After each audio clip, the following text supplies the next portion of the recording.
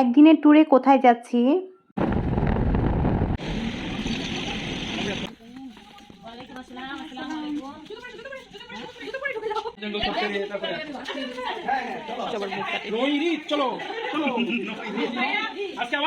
আধুনিক বাড়ি আর উত্তরবঙ্গের সেই মাটির ঘর যেন একসাথে মিশে আছে।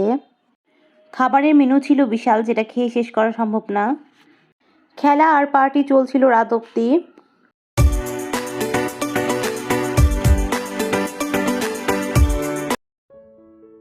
আসসালামু আলাইকুম, আমি স্বপ্নিল টাঙ্গাইল থেকে বলছি। Welcome to my new blog. আজ বৃহস্পতিবার, ঘড়িতে বাজে দুপুর 1:15। আজকে আমরা একদিনের ট্যুরে সিরাজগঞ্জ যাব।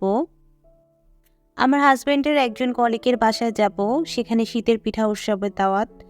তো ভাইয়া আপুর অনেকদিন আগেই বলেছেন যে তাদের বাসায় সিরাজগঞ্জে বেড়াতে যেতে। তো এই তো শীতের ভিতরে প্ল্যান হচ্ছে, সবাই মিলে যাব আজকে। বাসায় পৌঁছে গেলাম, এসে গোসলের জন্য প্রিপারেশন নিচ্ছি। মেয়েকে গোসল করাবো এবং আমিও গোসল করে নেব। ভাইয়াদের বাসা হলো তারাশে, এটা সিরাজগঞ্জের 9টি উপজেলার মধ্যে একটি উপজেলা।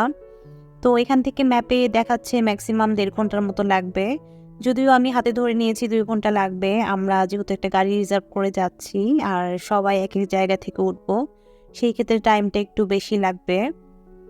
এই তো এখন কেটলিতে গরম পানি বসিয়ে দিয়েছি, মেয়েকে আগে গোসল করিয়ে দেব। বাইরে থেকে মাত্রই আসলাম, এখনও ড্রেস চেঞ্জ করিনি। এই ফাঁকে মেয়ের জন্য একটু খাবারের প্রিপারেশন নিয়ে নিচ্ছি। ওর জন্য হরলিক্স বানিয়ে নিচ্ছি, যেহেতু মাত্র বাইরে থেকে আসলাম, রান্না করতে হবে। তাই ফার্স্টে ওকে একটু খাবার খাইয়ে নিব, তারপর গোসলটা করিয়ে দেব। এরপর আমি রান্না বসিয়ে তারপর আমি নিজে গোসল করে নিব। আমার হাজব্যান্ড এখনও অফিস থেকে আসেননি। আমরা সবাই মিলে সাব্বির ভাইয়াদের বাসায় যাব, আমার হাজব্যান্ডের অফিসের সব কলিগরা এবং তাদের ওয়াইফরা সবাই মিলে। এখান থেকে আমরা 3টা ফ্যামিলি যাচ্ছি। আমি আগের দিন রাত্রে ব্যাগপত্র সব গুছিয়ে রেখেছি, এখন টুকটাক কিছু গোছানো বাদ আছে। আর এখানে কিছু মিষ্টি আর ফল আছে।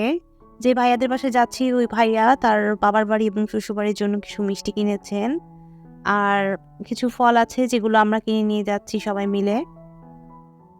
এখানে মোটামুটি যাওয়ার জন্য সব প্রিপারেশন রেডি, কিন্তু অ্যাকচুয়ালি আমরা কয়টার সময় যাব কেউই জানি না, কারণ সবার অফিস কখন শেষ হবে ঠিক মতো বলা যাচ্ছে না। এদিকে আমি খিচুড়ি তুলে দিয়েছি, আর একটু খিচুড়িতে বাগার দিব, এই জন্য একটু পেঁয়াজ, শুকনা মরিচ এবং একটু ডিম ভেজে নিচ্ছি। কোথাও যাবার আগে আমি সবসময় শর্টকাট রান্না করি, বেশি করে রান্না করলে খাবারটা বেঁচে যাবে এবং এসে বাসি খাবারটা খেতে হবে। এদিকে কিছু ফুলকপি নিয়ে নিয়েছি, এগুলো একটু ভাপ দিয়ে নিয়েছি হালকা হলুদ এবং লবণ দিয়ে। খিচুড়িটা প্রায় হয়ে এসেছে, এখন একটু বাগার দিয়ে হালকা 5 মিনিটের জন্য দমে রেখে দিব। এর ফাঁকে মেয়েকে গোসল করিয়ে দিয়েছি এবং একটু হরলিক্স খাইয়ে দিয়েছি। এখন খিচুড়িটা হয়ে গেলে আমি গোসল করে নিব।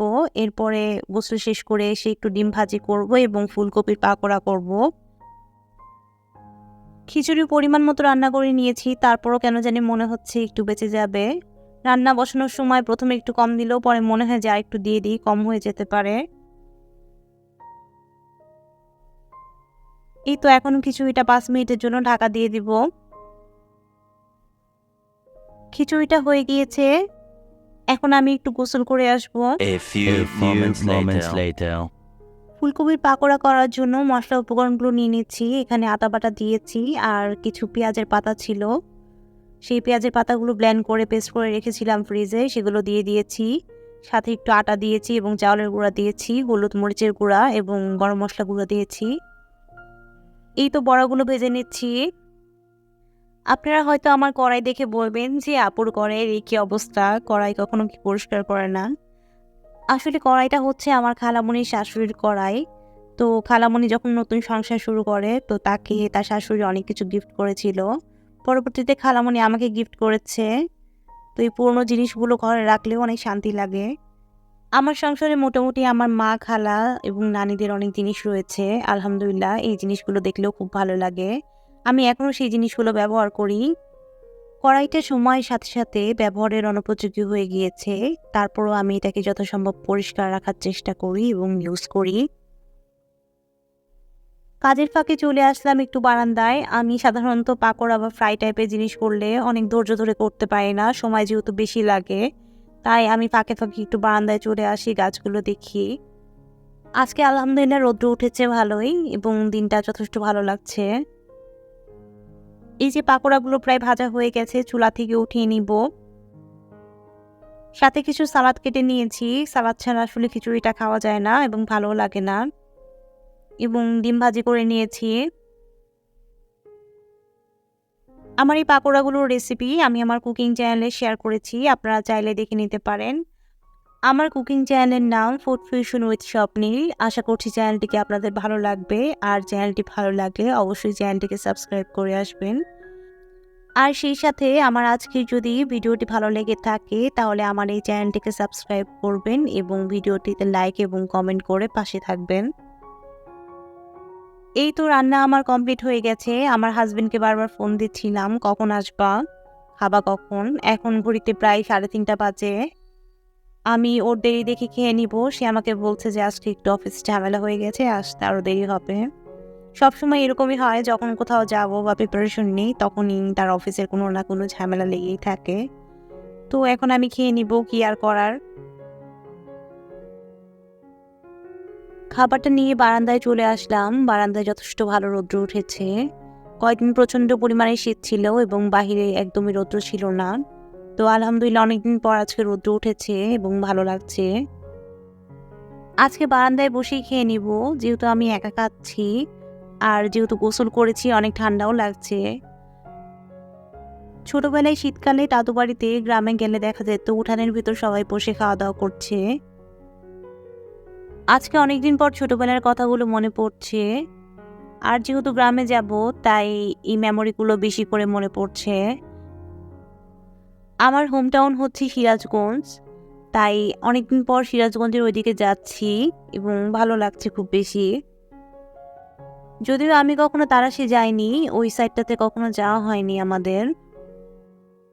আমি খাচ্ছি আর বসে বসে ওয়েট করছি আমার হাজবেন্ড কখন আসবে, রেডি হবো কিনা বুঝতেও পারছি না, অনেক কনফিউশন লাগছে।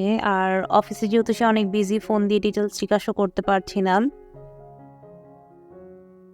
আমরা এখান থেকে বেবি সহ আমরা 6 জন যাব। আরেকজন ভাইয়া আমাদের সাথে যাচ্ছেন না, উনি একটু ফ্যামিলিগত কারণে উনি নাটোর চলে গিয়েছেন। তো আমরা যখন হাটিকুমরুল পার হব তখন উনি আমাদের সাথে জয়েন করবেন। এই তো খাওয়া দাওয়া প্রায় শেষ, মেয়েকে খাইয়ে দিব। A few hours later. এই তো ঘড়িতে এখন 5:30টার মতো বাজে। আমরা রেডি হয়ে বের হয়ে পড়ছি, আমাদের গাড়ি চলে এসেছে। আমার মেয়েকে শীতের কাপড় পরিয়ে একবারে প্যাকেট করে ফেলেছি। আল্লাহর নাম নিয়ে বের হয়ে পড়েছি আমি, আমার হাজব্যান্ড এবং বেবি। গাড়ি ফার্স্টে আমাদেরকে পিক করে নিবে, তারপর আমরা চলে যাব আজমাইন ভাইদের বাসায়। ভাইয়া একটু ইম্পর্টেন্ট কাজে নাটোর চলে গিয়েছিলেন, তাই আমরা সাদিয়া আপুকে নিয়ে যাব, ওনার ওয়াইফকে। এই তো গাড়ি চলে এসেছে, আমার হাজবেন্ড সবকিছু গাড়িতে উঠাচ্ছে। যে আপু ভাইয়াদের বাসায় তারাশে যাব, তো সেই আপু অর্থাৎ ভাবি উনি আগেই চলে গিয়েছেন, আর ভাইয়া আজকে যাবে। ভাইয়া অফিসের কাজে একটু ব্যস্ত হয়ে পড়েছেন, উনি মেবি আমাদেরও পরে রওনা দিবেন। উনি বাইক নিয়ে যাবেন, হয়তোবা মাঝপথে আমাদের সাথে দেখা হতে পারে। আমার হাজবেন্ড সাদিয়া আপুকে কল দিচ্ছেন, উনি মেবি বাসার নিচে দাঁড়িয়ে থাকবেন। আমরা আপুকে পিক আপ করে নিয়েছি, এখন আরেকজন ভাইয়া আপুকে পিক আপ করে নিব।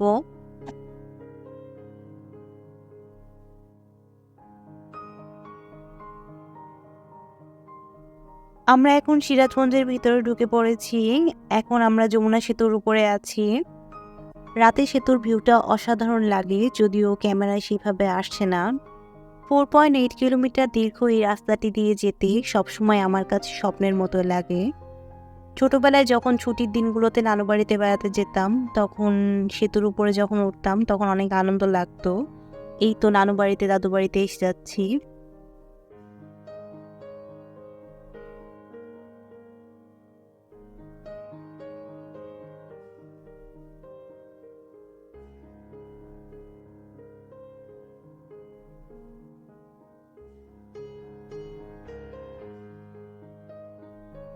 আমরা হাটিকুমরুল পার হয়েছি এবং এখানে একটু ওয়েট করছি। আমাদের ড্রাইভার একটু ফ্রেশ হয়ে নেবেন, সেই ফাঁকে আমরা চা খাবো। আর আরেকজন ভাই যেহেতু নাটোর থেকে আসছেন, তিনি আমাদের সাথে এখানে এসে জয়েন করবেন। বাহিরে প্রচণ্ড শীত ছিল এবং যথেষ্ট পরিমাণ কুয়াশা ছিল, কিছুই সেভাবে দেখা যাচ্ছিল না।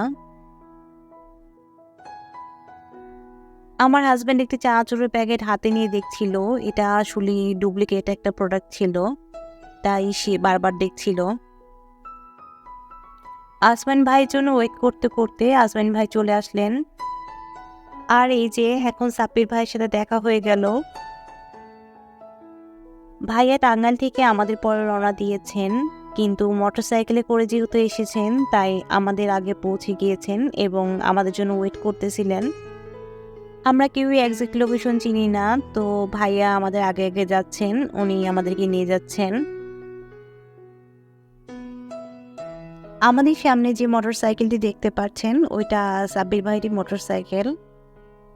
আমরা এবার ফার্স্ট টাইম তারাশে আসলাম, ভাইয়া আপুরা এর আগেও এসেছেন সাব্বির ভাইয়ের বিয়েতে।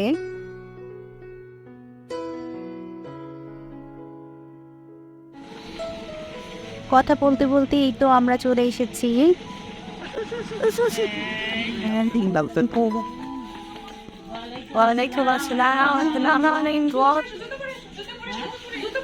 এই তো এখন বাসার ভিতর ঢুকছি আমরা। মাশাআল্লাহ, অনেকদিন পর গ্রামে আসলাম, খুব ভালো লাগছে, বাসাটা অনেক সুন্দর। আমরা এখন আঙ্কেল আন্টির সাথে ইন্ট্রোডিউস করছি। বাসাটা অনেক বড় এবং অনেক সুন্দর, গোছানো পরিপাটি। ওরা আমাদের জন্য ইন্ডিভিজুয়াল রুমের ব্যবস্থা করেছে, দেখে খুবই সারপ্রাইজড হয়েছি আমি। যেহেতু একটা ফ্যামিলিতে অনেকগুলো গেস্ট চলে আসলে ওইভাবে আসলে সবাইকে আলাদা রুম দেওয়া সম্ভব হয় না। একটু ফ্রেশ হয়ে রান্নাঘরের দিকে চলে এসেছি। এখানে ভাইয়ার বোন, আম্মু আর ভাবি তিনজন মিলে রান্নাবান্না করছেন, আমরা সাথে সাথে দাঁড়িয়ে গল্প করছি। আমরা ঠিক ডিনারের টাইমেই চলে এসেছি। আসলে আমরা কখন আসবো এটা আমরা জানতামই না। এখন ঠিক ডিনারের টাইম, তাই আন্টি আর ভাবি মিলে সবকিছু রেডি করছেন। অনেক কিছুর আয়োজন করেছেন, বোঝাই যাচ্ছে সারাদিন আমাদের জন্য সবকিছু রেডি করার জন্য তারা অনেক ব্যস্ত ছিলেন। এই তো আমার মেয়ে এখানে ঘোরাঘুরি করছে, সবকিছু তাকিয়ে তাকিয়ে দেখছে। সে যেহেতু ফার্স্ট টাইম গ্রামে এসেছে, ওর দাদু বাড়ি নানু বাড়ি দুইটাই শহরে, তাই সে আসলে কখনো আগে গ্রামে আসেনি। এখানে রান্নাবান্না সব শেষ হয়ে গিয়েছে এবং খাবার টেবিলে সার্ভ করা হয়ে গিয়েছে। মাশাআল্লাহ, প্রতিটা রান্নাই অনেক মজা হয়েছে এবং আন্টি অনেক কষ্ট করে অনেকগুলো আইটেম তৈরি করেছেন আমাদের জন্য। কই মাছ ভুনা করেছেন, কাবাব করেছেন, আলুর চপ করেছেন।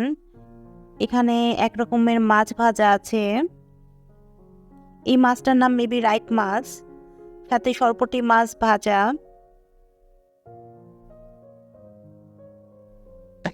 আর এখানে রোস্ট করেছেন, বেগুন ভাজা। এই তো এখানে খাবার সব পরিবেশন করা হচ্ছে। সবাই খাবার খাওয়ার জন্য ওয়েট করছে আর এদিকে আমি ভিডিও করে নিচ্ছি। খাওয়া শুরু করে দিলে আর ডেকোরেশনটা সেরকম সুন্দর থাকবে না, তাই খাবার আগে আমরা মানুষকে ওয়েট করিয়ে ভিডিও করি।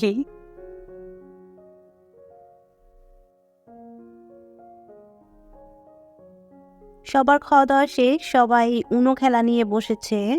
যদিও আমি এই খেলাটা কখনো খেলিনি এবং খেলার রুলস সম্পর্কে জানি না।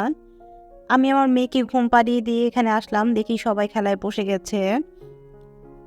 এখানে সবাই কেউ রুলস সম্পর্কে জানে না, সবাই মোবাইল বা ইউটিউব দেখে রুলসগুলো শিখে নিচ্ছে। তারপর সবাই খেলা শুরু করলাম, যে খেলতে খেলতে রুলসগুলো জানা হয়ে যাবে। সিরাজগঞ্জ ট্যুরের পরবর্তী দিনের ডিটেলস থাকবে নেক্সট ভিডিওতে। আশা করছি সেই পর্যন্ত আপনারা আমার সাথেই থাকবেন। আজকের মতো ভিডিওটি এখানেই শেষ করছি, সবার সুস্থতা কামনা করছি। আল্লাহ হাফেজ, আসসালামু আলাইকুম।